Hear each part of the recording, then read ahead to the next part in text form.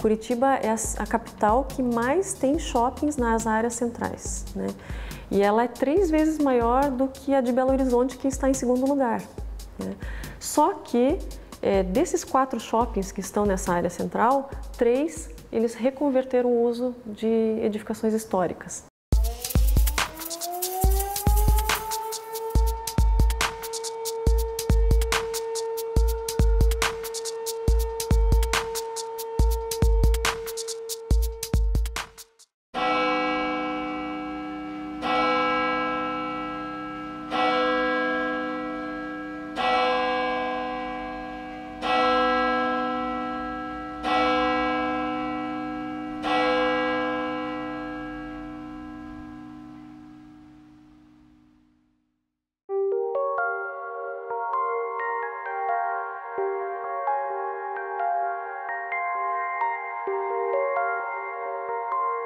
Curitiba era uma cidade tranquila, sossegada, pouco movimento, nenhum automóvel pela rua, muitas carroças que vinham da Santa Felicidade trazendo lenha, verduras.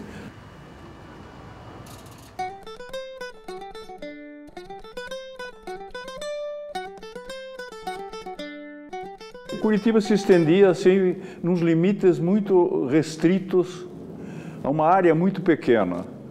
Ia até a Máximos Gurvevê, aqui esse centro todo estava concentrado nas proximidades da Praça Tiradentes. Esse é um tempo de carroças. Para onde se olha, lá estão elas, as carroças e seus cavalos. Dos navios que chegam ao Paraná com levas e levas de imigrantes estrangeiros, desembarca um suíço, Gottlieb Miller, serralheiro de vasto conhecimento técnico que instala uma ferraria na pequena província. Muito bem-vinda para os serviços de reparos, rodas e outras necessidades do carroção, o transporte comercial da época.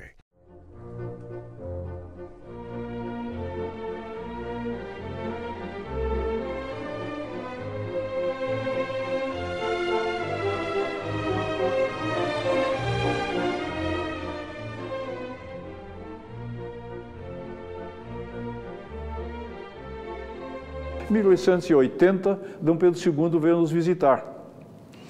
E ele, quando esteve aqui na Santa Casa de Misericórdia, inaugurando a Santa Casa, ele teria dito que bonito prédio, excelente prédio, mas muito longe do centro da cidade.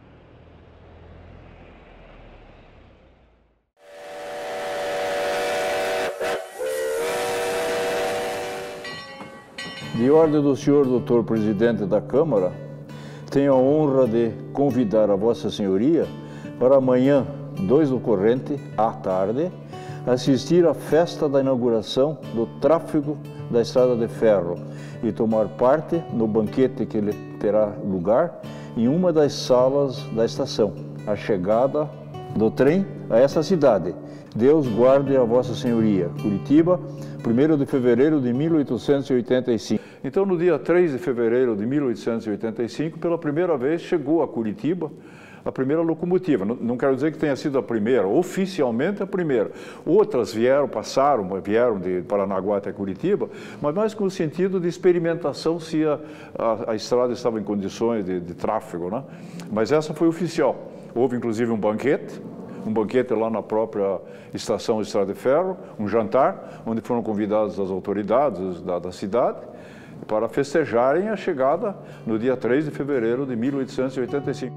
As carroças concorriam agora com a velocidade da Estrada de Ferro. Mas isso também é bom para os negócios de Gottlieb, que adapta sua ferraria para uma fundição.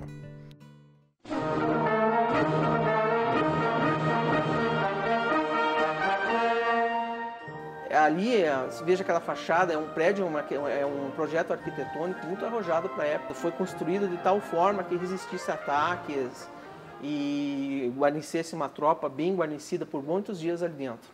Foi muito bem projetado. Outro aspecto interessante da Revolução de 24, que foi montada uma unidade militar para combater Carlos Prestes, onde o comandante em chefe era o general Rondon. E o general Rondon teve como base operacional aquele quartel ali onde é o shopping hoje. Inclusive tem uma foto dele na frente desse quartel. Ali atrás da igreja da nossa catedral havia um pequeno cemitério. Quando o féretro passava nas proximidades dessa igreja, a igreja badalava os seus sinos para comunicar lá no cemitério municipal de que estava chegando um féretro. Eram normalmente levados por a mão, né, acompanhados com uma banda de música do Corpo de Bombeiros, geralmente o Corpo de Bombeiros da Polícia Militar, que acompanhava quando naturalmente os féretros eram féretros de pessoas mais importantes, né?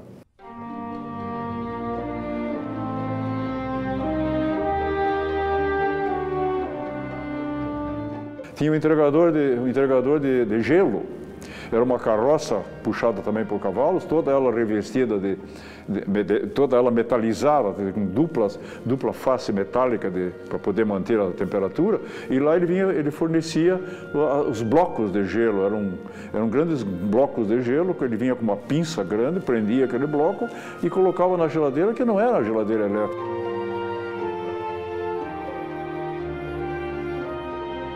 O primeiro edifício que chamava a atenção, isso dava um orgulho para nós curitibanos, era o edifício Garcês. 8 pavimentos. Esses 8 pavimentos distribuídos ali em plena avenida, quer dizer, em plena Boca Maldita, como nós chamamos hoje, era de uma importância fabulosa.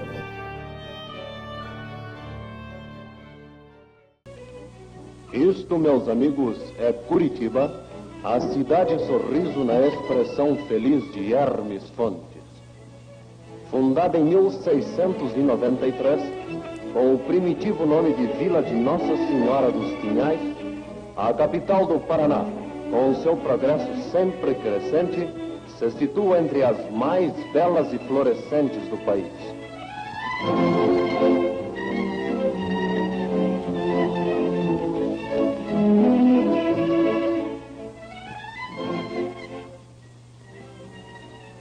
Uma das características de Curitiba é a simetria de seu traçado, com ruas e avenidas amplas e arejadas, obedecendo a um plano de urbanização caprichoso e agradável de se ver. Nós partimos, a partir da década de 50, por um edifício ali na Praça Santos Andrade, que é o edifício Marumbi. Ele já um edifício mais portentoso, de maior dimensões, etc. Aquilo também já nos chamava a atenção porque Curitiba estava se desenvolvendo. E ela foi se desenvolvendo a partir dessa década de 50, mais ou menos, de uma forma estrondosa. A estação ferroviária, né, de Curitiba, ela era um cartão de visitas, né, das pessoas que chegavam de fora. E ela tinha uma relação muito importante com a Barão do Rio Branco, que é a rua que morre na estação ferroviária. Então as pessoas chegavam, visitantes chegavam lá e elas tinham a visão então do que era uma Curitiba moderna. Tu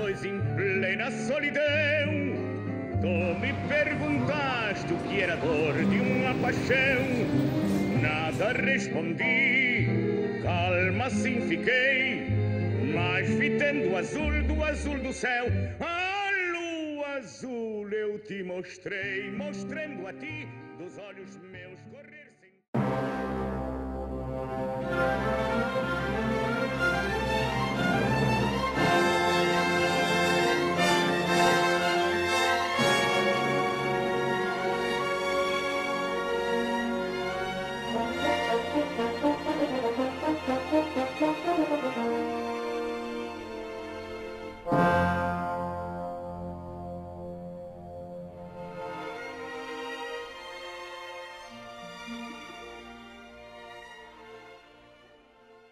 Nosso instrutor de equitação era o Ney Berga, segundo tenente naquela época, né? E não era fácil, aqueles cavalos eram todos eles desbocados, porque centenas de soldados aprendiam naqueles cavalos, né? Então eles eram queixudos, né? Difícil de dirigir, todo mundo tinha medo. Um outro cavalo era dado, era mais manso, mas a maior parte, como a tal Maria Bonita, que chegou até a matar um soldado nosso, mas eu sei que caiu dela o Bernardo Zeifer, que perdeu os dentes todos na frente, no meio daquela areia.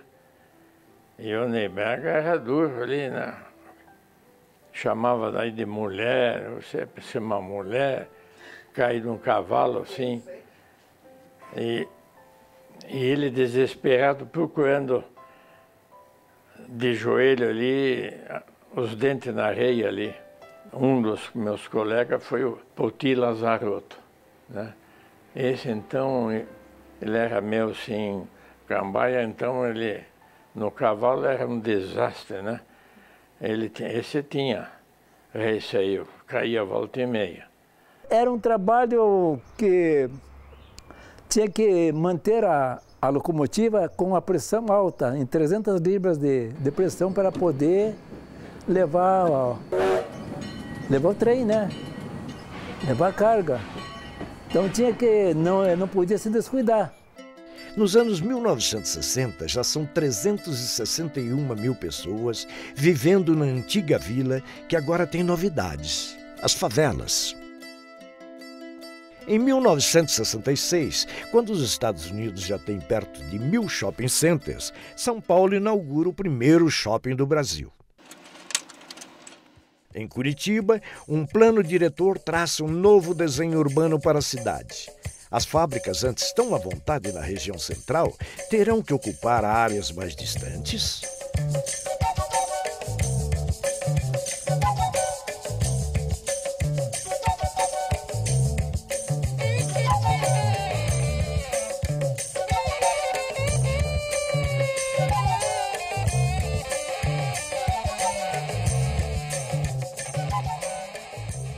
Após décadas de crescimento contínuo, a metalúrgica dos irmãos Miller vive seu auge com 500 funcionários e uma linha de 3.000 produtos.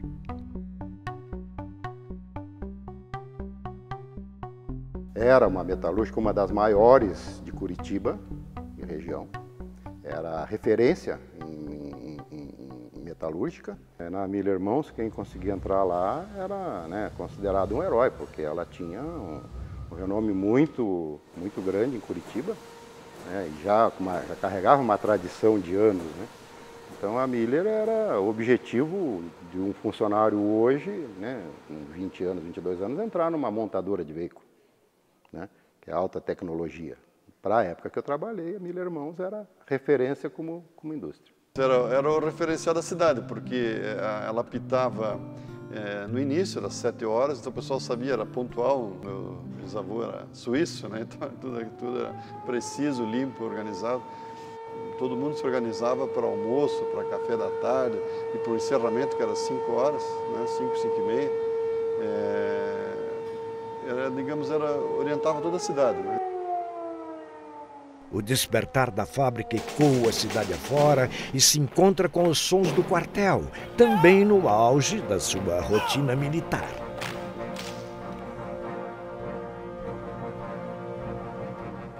Mas os sinais do tempo já haveriam de encerrar outros acordes urbanos. E a partir da década de 70, quando as linhas férreas passaram a atrapalhar o fluxo, né, de transporte público, o fluxo de automóveis, então esse transporte de carga ele foi transferido para um outro local. O transporte de passageiros ele se encerra, né, e aí da década de 70 até a década de 90 fica um período sem utilização nenhuma, né? Então ele passa a ser um vazio urbano na cidade e passa a degradar toda a área do entorno. Sim. As fábricas devem sair do centro. Estamos em 1979 e a metalúrgica Miller muda-se para a Vila Lindóia. Se a empresa ficasse ali, ela teria que fazer um recuo muito grande, de mais de 6 metros. Então já tinha dificuldade com o tamanho da empresa. A empresa na época estava crescendo muito ainda e diminuir, né, a área ainda seria muito ruim. Logicamente as instalações eram muito antigas, ela foi preparada para máquina de vapor, então toda a instalação original era a vapor, com correias e máquinas a vapor, e precisava-se de mais espaço, porque a empresa ela começou a fornecer já grandes clientes, né? Começando na cidade industrial, início da indústria automotiva, indústria já da área de mineração, óleo e gás, tal, já tinha começado naquela época. O prédio histórico é vendido e começa a ser projetado para abrigar o primeiro shopping center de Curitiba. Essa mudança nesse período de 8 anos, mudanças políticas e econômicas no Brasil que prejudicou muitas empresas, né? A Miller não foi diferente. A inflação disparou, do Sarney, que foi um desastre, e depois foi desastre em cima de desastre, né? E isso afetou todas as empresas e a Miller foi uma dessas afetadas. E também o evento do lançamento das ações, da abertura da empresa para a SA e lançamento das ações na Bolsa. Foi vendido, foi um sucesso a venda das ações, só que o dinheiro não entrou para a empresa reinvestir esse dinheiro em modernização do parque industrial e de novos produtos. Quando eu entrei, foi aquilo que eu falei, os funcionários todos contentes, né, ainda com ânimo, e quando eu saí, era uma empresa falida, né?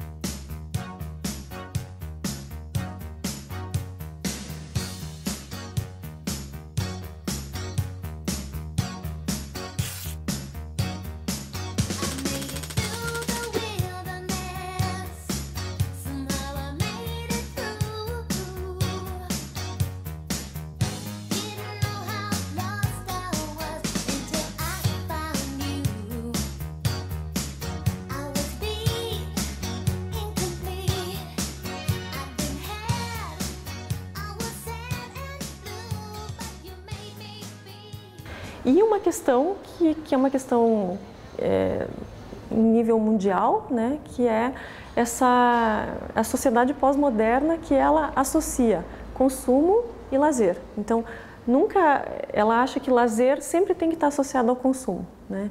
Então, os shoppings vieram justamente para atender essas necessidades que são da sociedade pós-moderna. O shopping tem suas coisas positivas, tem suas coisas negativas. A coisa negativa é a caixa fechada. Você, como se dissesse, não tenho nada a ver com essa rua. Não custa fazer um shopping em que você tem a abertura para fora também. Não vai prejudicar a ideia comercial da coisa. Você não precisa ter um shopping que a música seja uma só, música que eu não escolhi. Pode ser muitas áreas de compra são abertas, não precisam ser fechadas. Você entra num shopping, entra no outro, são as mesmas lojas, né? Então, você não sabe em que mundo você está, em que país que você está. Você está no país da marca tal ou da outra marca. Então, até no sentido de se diferenciarem, eles estão procurando fazer a diferença.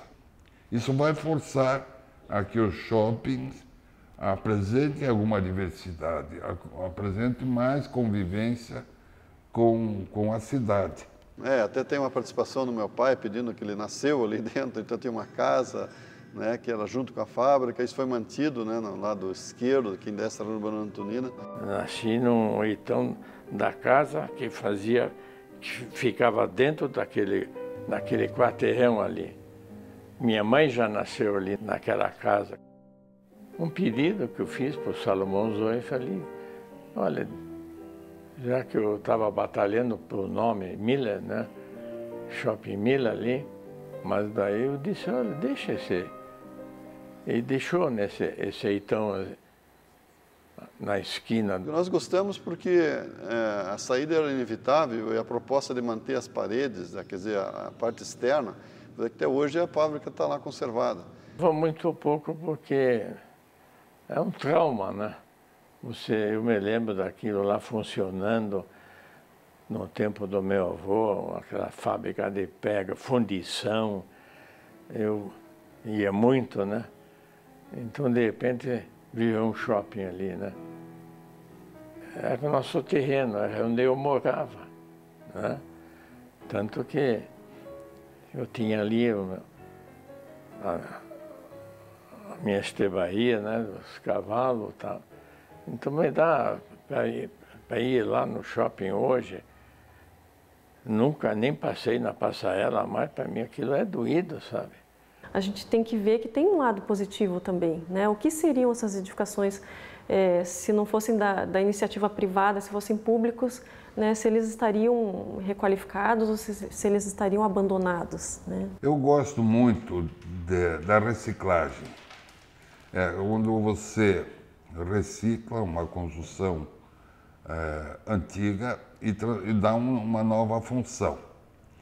Claro que essa construção tem que ser uma referência importante para a cidade. Não é reciclagem pela reciclagem, não é um shopping por ser um shopping, né? A verdade, eu acho que encontrou-se uma maneira de preservar a velha estação ferroviária, encontrou-se uma maneira de preservar o quartel, onde era o CPUR, e encontrou-se uma maneira de reciclar outras edificações, que passaram a dar um outro sentido para a cidade. Então, quando isso acontece dentro da cidade, melhor ainda. É melhor um shopping num espaço reciclado do que ele fora da cidade, levando fluxos desnecessários, né? E fora da malha urbana. O prédio onde há 20 anos funciona o 5º Batalhão Logístico do Exército, em Curitiba, foi construído em 1886 e já abrigou várias organizações militares. Agora o quartel se prepara para a mudança para outro prédio e muitos documentos e equipamentos já foram encaixotados. Com a transferência do 5º Batalhão Logístico para a nova sede, a maior parte dos 14 mil metros quadrados de área construída do quartel vai ser demolida para a construção de um shopping center. Serão preservadas apenas a fachada do prédio e essa praça interna, um acordo entre a Prefeitura, o Exército e a firma construtora. A preservação da praça e da fachada mantém um pouco dos 106 anos de história do prédio, mas com a demolição, vários detalhes serão perdidos. O segundo shopping center de Curitiba trazia uma novidade: 6 modernas salas de cinema. O cinema sai das ruas e segue de forma definitiva para os shoppings.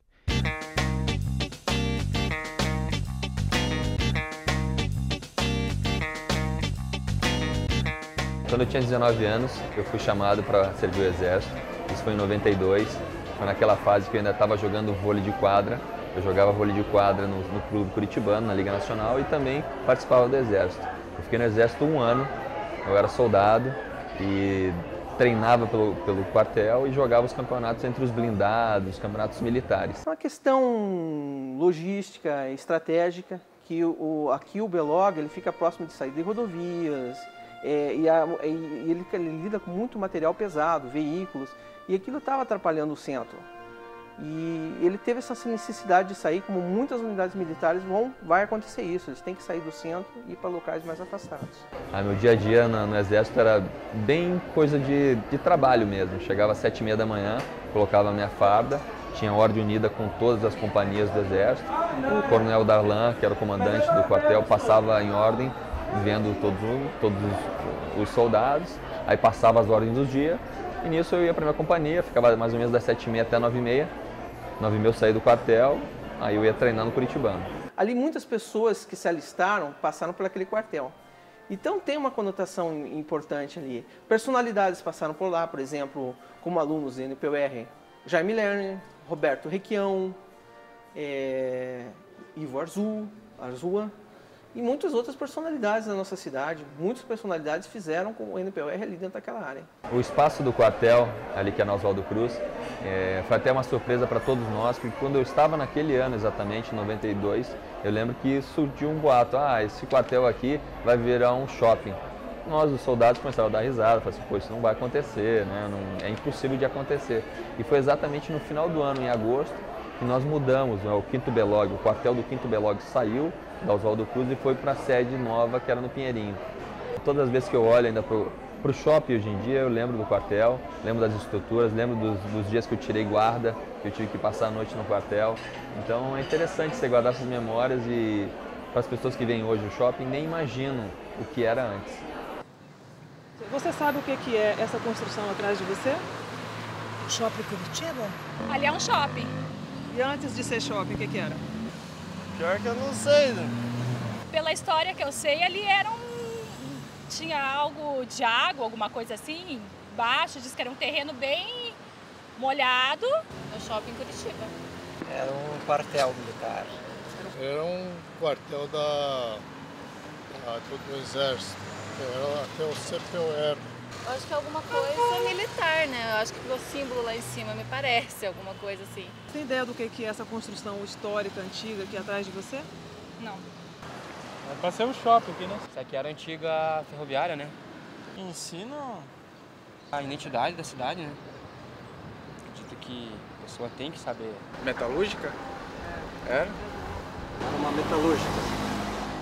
Eu já ouvi falar assim, pouco, né? Não sei profundamente, mas já ouvi falar. Eu acho que toda reciclagem tem uma história, tem uma narrativa. No momento que as empresas abrem mão dessa narrativa, elas estão abrindo mão de uma coisa muito interessante e muito importante para o seu próprio empreendimento, né? Então, quando a memória, quando a referência da população está ligada naquela edificação, naquela fábrica antiga, né, ela cria um vínculo muito mais forte. Então, quando você tem um vínculo importante, sentimental, você acaba trabalhando a favor desse vínculo.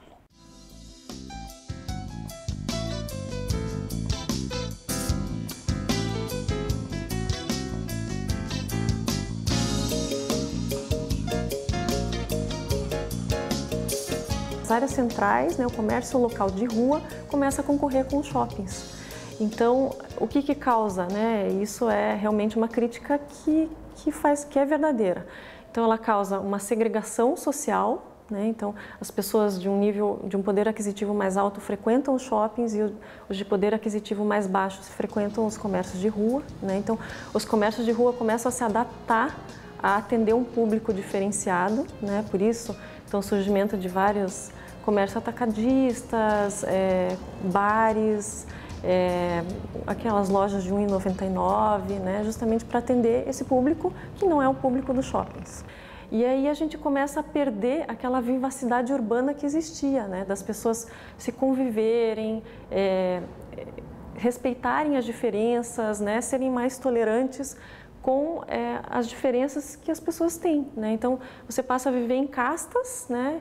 Dentro do shopping, eu convivo apenas com as pessoas que têm o mesmo nível socioeconômico, cultural que o meu, né? E as outras pessoas também. Então, você passa a segregar elas dentro do espaço urbano. O senhor gosta mais do shopping ou do comércio de rua?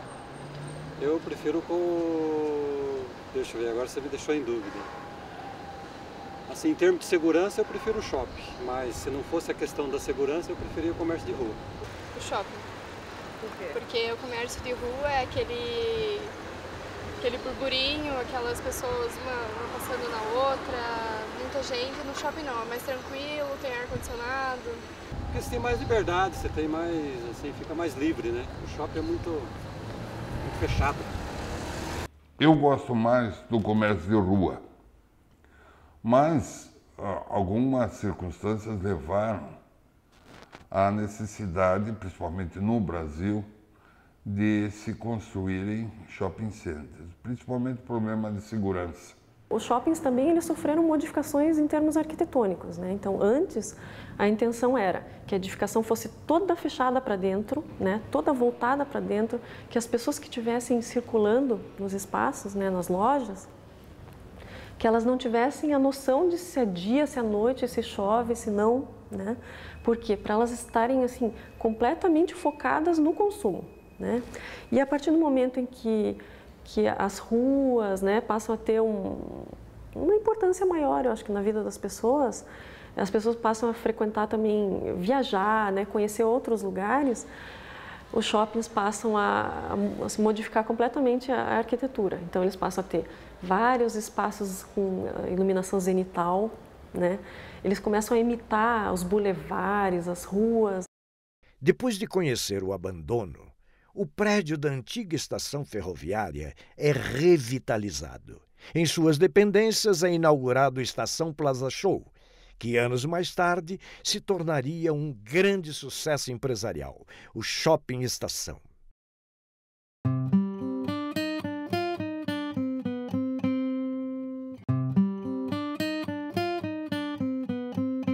Saudade do tempo que aquilo ali era realmente estação, né? Só embarque e desembarque de passageiros e aquela luta de ferrovia mesmo.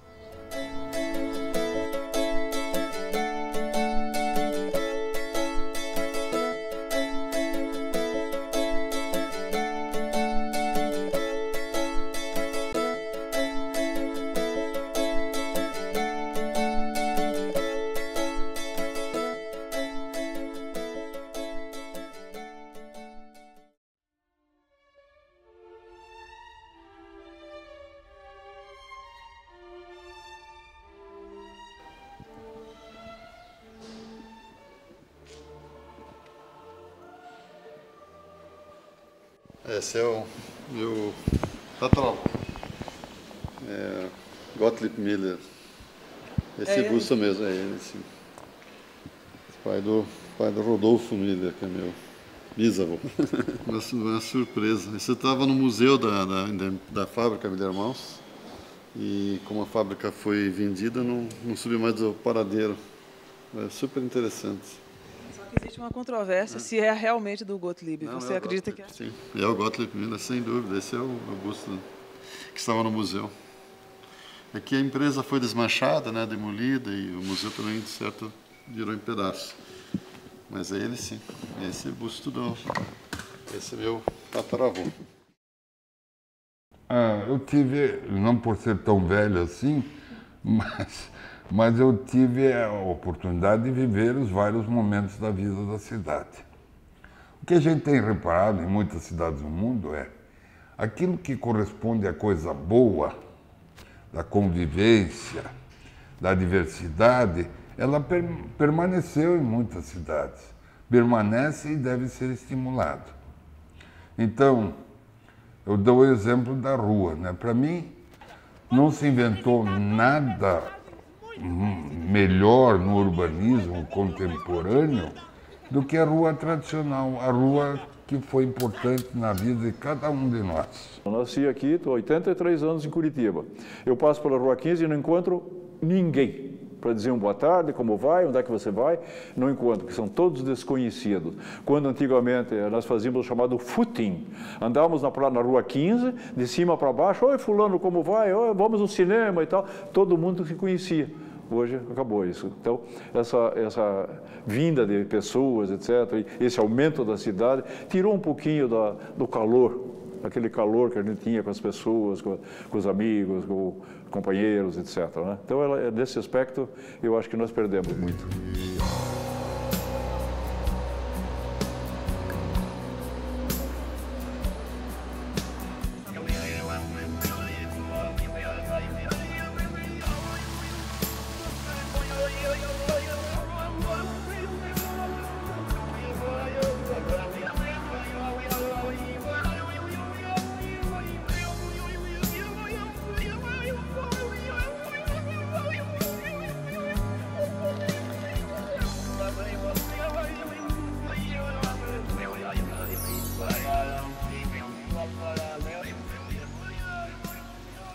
Todas as vezes que eu venho a Curitiba, quem vai muito ao shopping Curitiba é minha esposa, a Leila.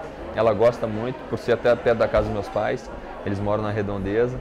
Então, para ela ver um shopping, eu ainda vejo um quartel. Então, nós temos essas duas ideias sobre a mesma coisa. Tinha uma escadinha do lado do vagão cozinha, o bagageiro. Eu subia pela escadinha e vinha com aquela coisa arada tudo por cima dos vagões, pulando de vagão por vagão, até chegar na locomotiva. O senhor Marcelo disse que é perigoso, não sei o quê. Que perigo nada, mas pega a prática, né? O senhor fazia surf ferroviário. Você faria isso hoje? Não faço mais. Quando nós... As pernas não estão para isso.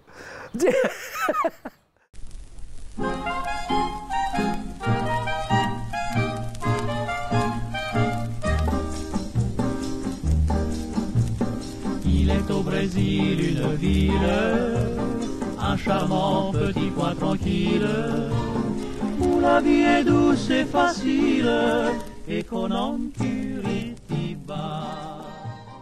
Curitiba tinha tanto sapo que era chamado de Sapolândia, de tanto sapo que existia em Curitiba. Constantemente a gente encontrava, às vezes, esmagado na rua o sapo porque passou um automóvel por cima, etc. Hoje não vemos mais sapo, porque eles fugiram do centro da cidade e devem estar aí a Lourdes.